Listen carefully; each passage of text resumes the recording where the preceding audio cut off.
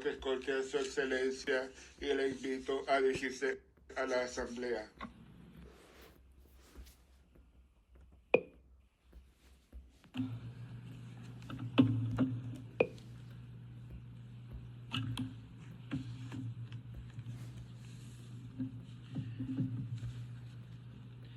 A las autoridades de las Naciones Unidas, los representantes de los distintos países que la integran y todos los ciudadanos del mundo que nos estén mirando, buenas tardes. Para aquellos que no lo saben, yo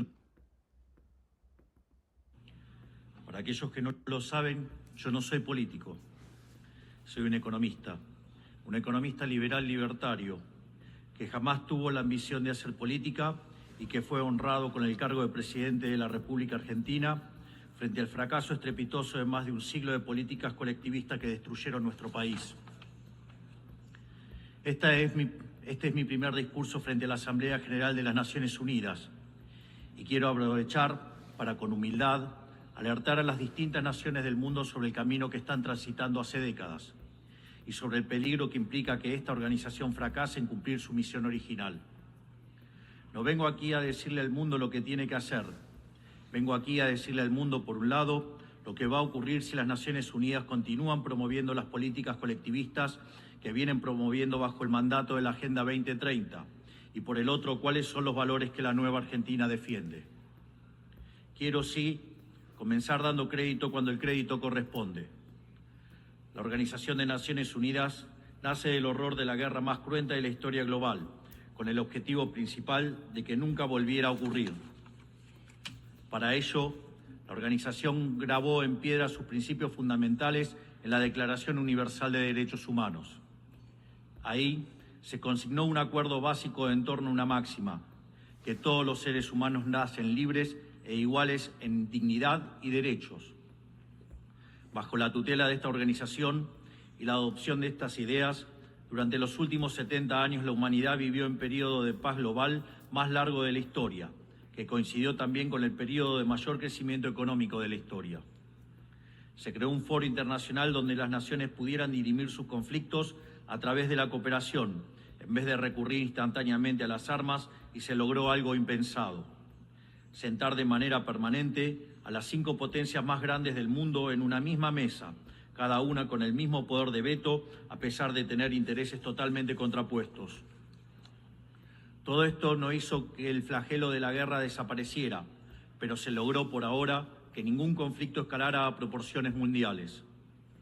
El resultado fue que pasamos de tener 2 guerras mundiales en menos de 40 años, que en conjunto se cobraron más de 120 millones de vidas, a tener 70 años consecutivos de relativa paz y estabilidad global, bajo el manto de un orden que permitió al mundo entero integrarse comercialmente, competir y prosperar. Porque donde entra el comercio no entran las balas, decía Bastiat. Porque el comercio garantiza la paz, la libertad garantiza el comercio y la igualdad ante la ley garantiza la libertad.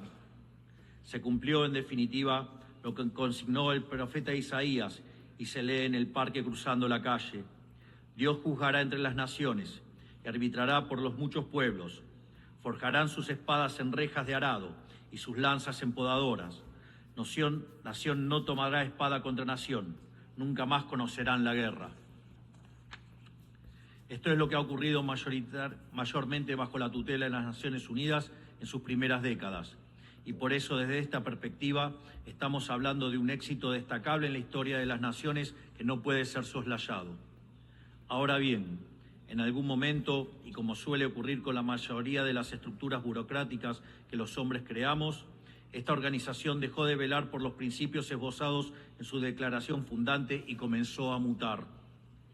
Una organización que había sido pensada esencialmente como un escudo para proteger el reino de los hombres se transformó en un leviatán de múltiples tentáculos que pretende decidir no solo qué debe hacer cada Estado-nación, sino también cómo deben vivir todos los ciudadanos del mundo. Así es como pasamos de una organización que perseguía la paz a una organización que le impone una agenda ideológica a sus miembros sobre un sinfín de temas que hacen a la vida del hombre en sociedad. El modelo de Naciones Unidas, que había sido exitoso, cuyo origen podemos rastrear en las ideas del presidente Wilson, que hablaba de la sociedad de paz sin victoria y que se fundaba en la cooperación de los Estados-nación, ha sido abandonado. Ha sido reemplazado por un modelo de gobierno supranacional de burócratas internacionales que pretenden imponerle a los ciudadanos del mundo un modo de vida determinado. Lo que se está discutiendo esta semana aquí en Nueva York, en la Cumbre del Futuro, no es otra cosa que la profundización de ese rumbo trágico que esta institución ha adoptado. La profundización de un modelo que, en palabras del propio secretario de las Naciones Unidas, exige definir un nuevo contrato social a escala global, redoblando los compromisos de la Agenda 2030. Quiero ser claro en la posición de la Agenda Argentina. La Agenda 2030, aunque bien intencionada en sus metas, no es otra cosa que un programa de gobierno supranacional de corte socialista, que pretende resolver los problemas de la modernidad con soluciones que atentan contra la soberanía de los Estados-nación y violentan el derecho a la vida, a la libertad y a la propiedad de las personas. Es una agenda que pretende solucionar la pobreza, la desigualdad y la discriminación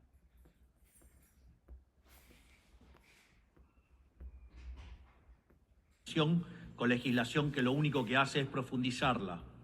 Porque la historia del mundo demuestra que la única manera de garantizar la prosperidad es limitando el poder del monarca, garantizando la igualdad ante la ley y defendiendo el derecho a la vida, a la libertad y a la propiedad de los individuos. Ha sido precisamente la adopción de esa agenda que obedece a intereses privilegiados y el abandono de los principios esbozados en la Declaración Universal de Derechos Humanos de las Naciones Unidas lo que tergiversó el rol de esta institución y la puso en una senda equivocada. Así, hemos visto cómo una organización que nació para defender los derechos del hombre ha sido una de las principales propulsoras de la violación sistemática de la libertad, como por ejemplo con las cuarentenas a nivel global durante el año 2020 y que debería ser considerado un delito de lesa humanidad. En esta misma casa, que dice defender los derechos humanos, han permitido el ingreso al Consejo de Derechos Humanos a dictaduras sangrientas como la de Cuba y Venezuela sin el más mínimo reproche. En esta misma casa, que dice defender los derechos de las mujeres, permite el ingreso al Comité para la Eliminación de la Discriminación contra la Mujer a países que castigan a sus mujeres por mostrar la piel. En esta misma casa, sistemáticamente, se ha votado en contra del Estado de Israel, que es el único país de Medio Oriente que defiende la democracia liberal, mientras se ha demostrado en simultáneo una incapacidad total de responder al flagelo del terrorismo. En el plano económico, se han promovido políticas colectivistas que atentan contra el crecimiento económico, violentan los derechos de propiedad y entorpecen el proceso económico natural, llegando a impedirle a los países más postergados del mundo gozar libremente de sus propios recursos para salir adelante. Regulaciones y visiones impulsadas precisamente por los países que se desarrollaron gracias a hacer lo mismo que hoy condenan.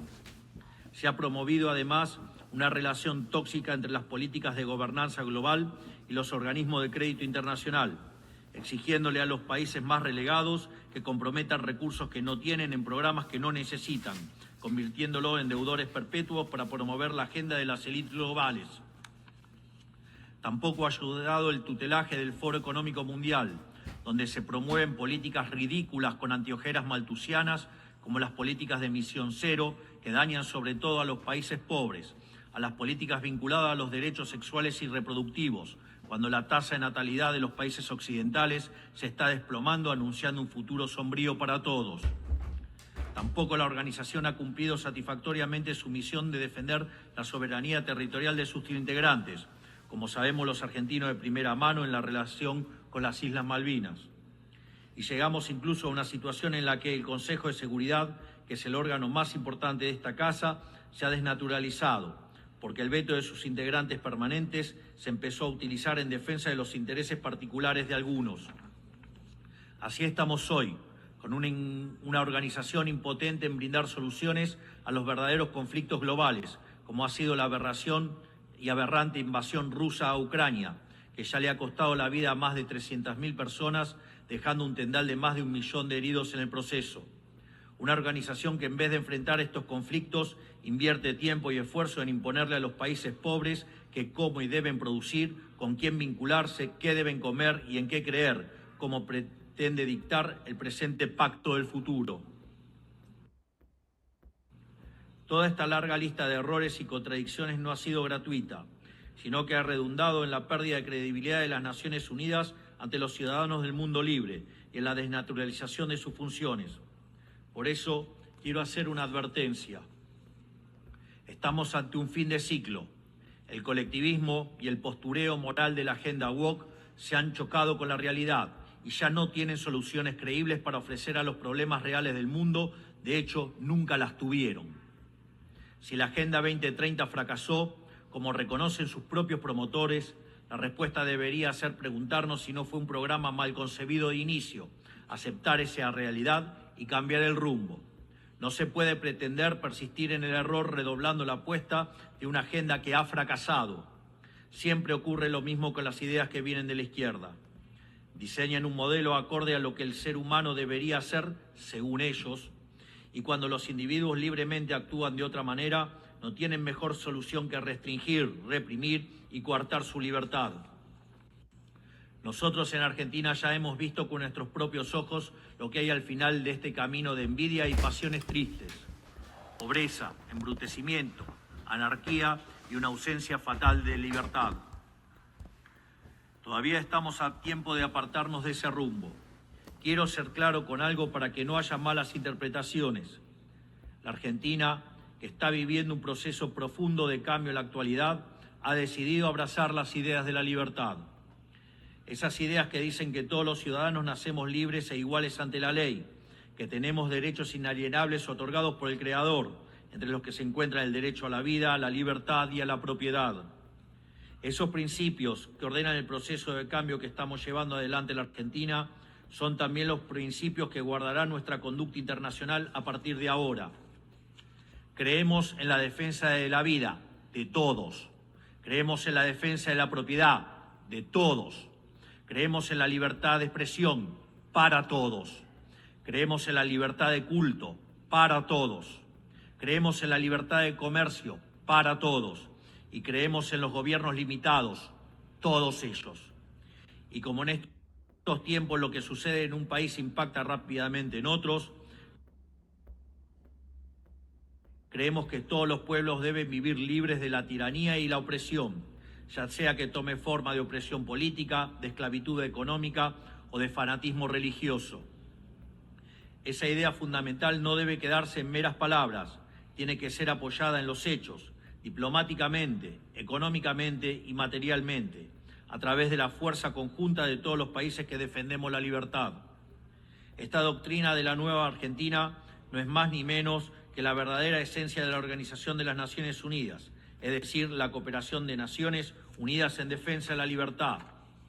Si las Naciones Unidas deciden retomar los principios que le dieron vida y volver a adaptar el rol para la que fue concebida, cuente con el apoyo inclaudicable de la Argentina en la lucha por la libertad. Sepan también que la Argentina no acompañará ninguna política que implique la restricción de las libertades individuales, del comercio ni la violación de los derechos naturales de los individuos. No importa quién la promueva ni cuánto consenso tenga esa institución. Por esta razón, queremos expresar oficialmente nuestro disenso sobre el Pacto del Futuro firmado el día domingo e invitamos a todas las naciones del mundo libre a que nos acompañen, no solo en el disenso de este pacto, sino en la creación de una nueva agenda para esta noble institución, la Agenda de la Libertad. A partir de este día, sepan que la República Argentina va a abandonar la posición de neutralidad histórica que nos caracterizó y va a estar a la vanguardia de la lucha en defensa de la libertad.